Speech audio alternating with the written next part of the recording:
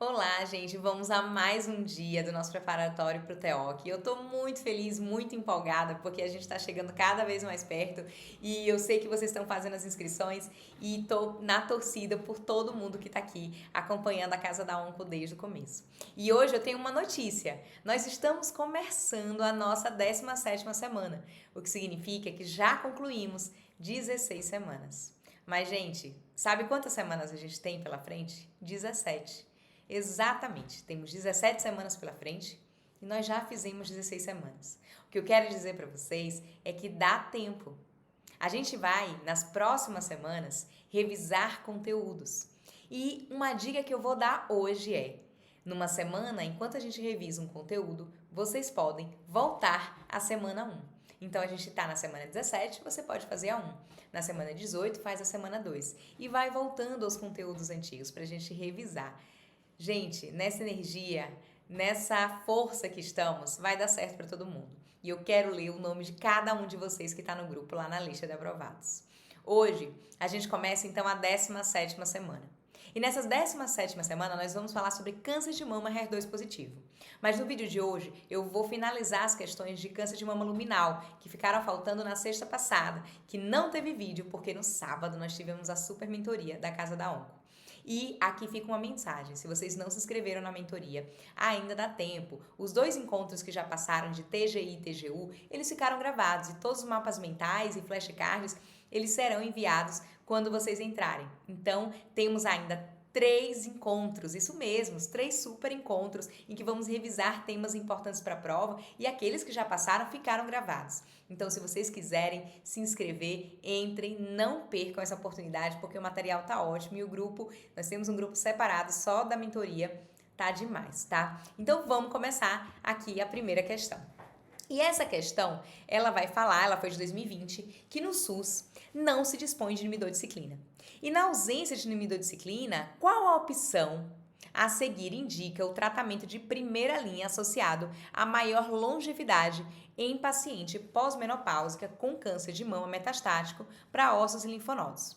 Então ele fala, uma paciente, né, dá um exemplo de uma metastática luminal HER2 negativo que nunca recebeu tratamento prévio.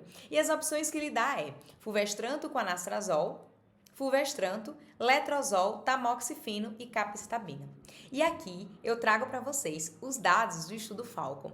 O estudo Falcon foi um estudo publicado no Lancet em 2016, que comparou para as pacientes com câncer de mama hormônio positivo, ou seja, luminal, o uso de fulvestranto versus anastrozol. Veja que é um estudo antigo, né, prévio da inibidor-ciclina.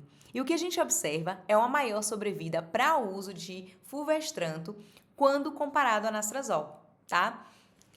E aqui a gente tem o estudo do New England, né, que foi um estudo publicado em 2019, que mostrou que anastrozol mais fulvestranto é superior a apenas anastrozol. Então a gente tinha o dado que fulvestranto é superior a anastrozol, mas anastrozol mais fulvestranto é também superior a anastrozol, tá? E o que a gente observa é o seguinte: quando a gente quando a questão ela traz, né, a resposta, a gente tem então letrozol não, já que fulvestranto é superior, né, ao anastrozol, então a gente infere que é superior ao letrozol.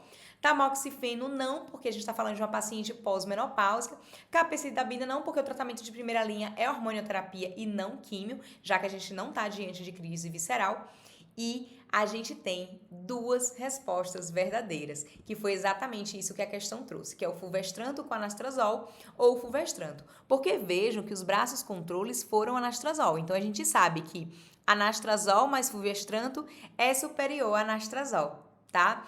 E fulvestranto é também superior a anastrozol. Então, a gente teria ali os 2 gabaritos como corretos, né? Então, a gente não tem ali o dado de fulvestranto mais anastrozol versus fulvestranto, né? O que a gente tem é o dado versus anastrozol e por esse motivo a SBOC ela deu os 2 gabaritos como corretos.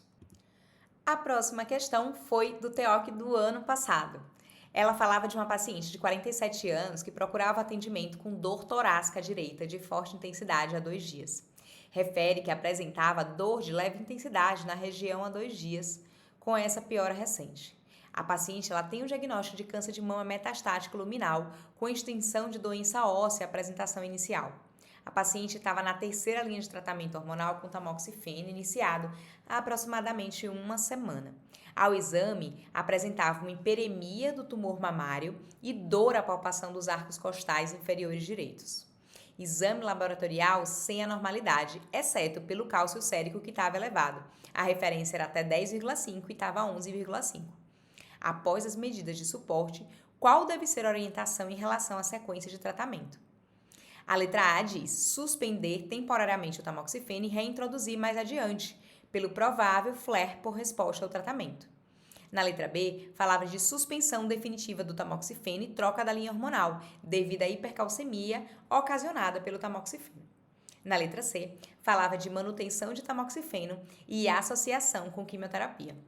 Na letra D, falava suspensão definitiva de tamoxifeno e indicação de químio.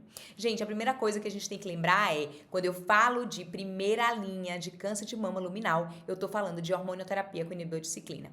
Se eu estou diante de uma paciente que não tem acesso, tá? Não tem acesso, eu vou fazer só hormonioterapia. Quimioterapia, a gente viu bem nos últimos dados que foram apresentados em San Antonio, o Right Choice. O Right Choice, então, ele mostrou que quando associamos uma hormonioterapia, tá, com inibidor de ciclina, é superior à quimioterapia mesmo para as pacientes que têm alto volume de doença. Então, o alto volume de doença, ele não é um indicativo de início de quimioterapia, apenas crise visceral, tá? E o que a gente observa aqui nessa questão é uma paciente que já está na terceira linha, tá? Mas não é uma paciente que está em crise visceral, é uma paciente que tem câncer de mama metastático para ossos em terceira linha, que começou a tomar o tamoxifeno e então ela teve dor óssea, teve uma inflamação ali na mama e o cálcio aumentou.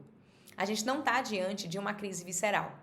O que eu quero que vocês saibam é que, apesar da questão ela ter sido do ano passado, esse dado é muito antigo. A gente está falando de dados que tinha ali da década de 70, de 80, mostrando que o tamoxifeno ele faz efeito flare.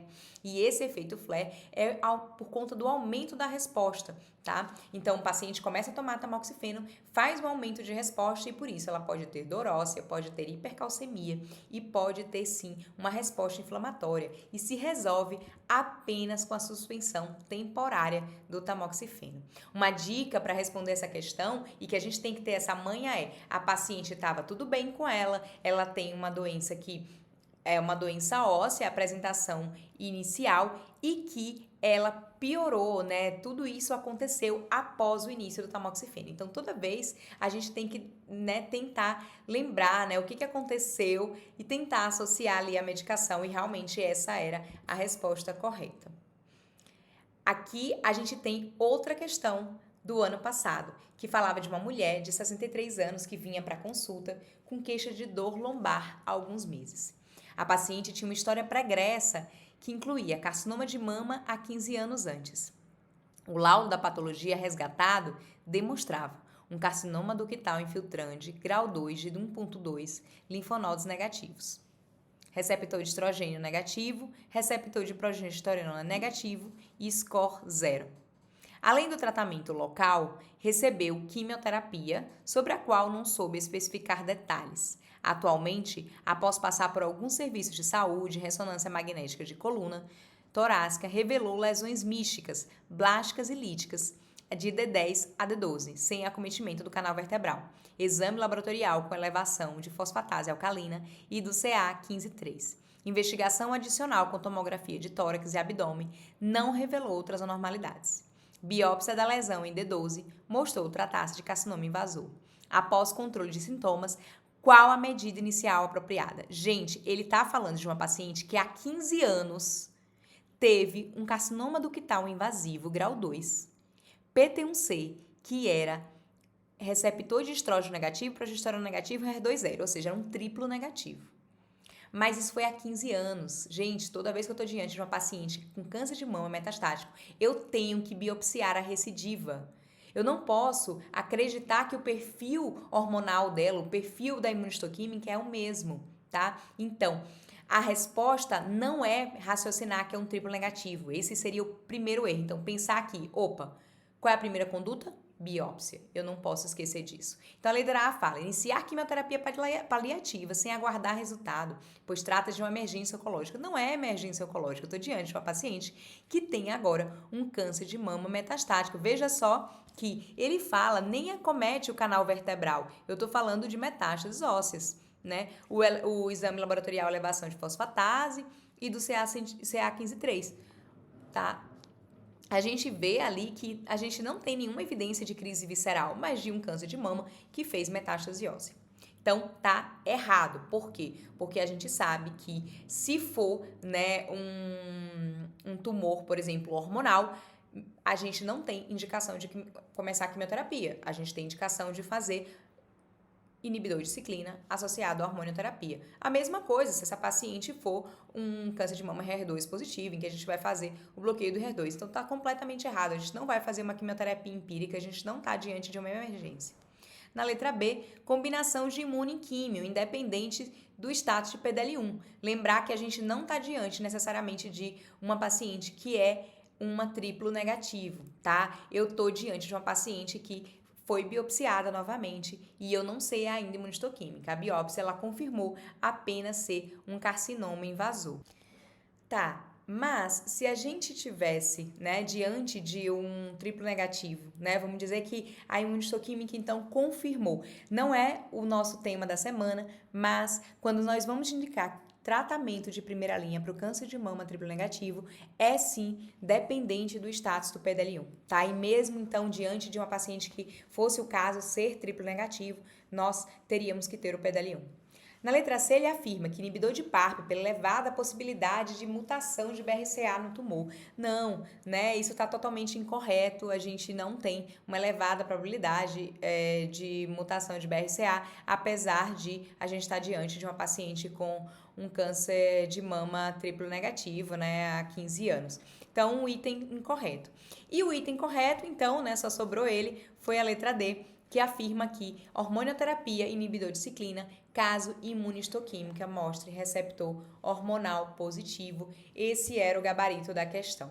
Então, a gente finaliza, né, a nossa semana, então, 16, né, o câncer de mama luminal. Amanhã a gente vai começar, então, as questões de câncer de mama HER2 positivo. E não esqueçam, na quarta-feira a gente tem correção do simulado. Quem não fez, ainda dá tempo. A gente se vê lá.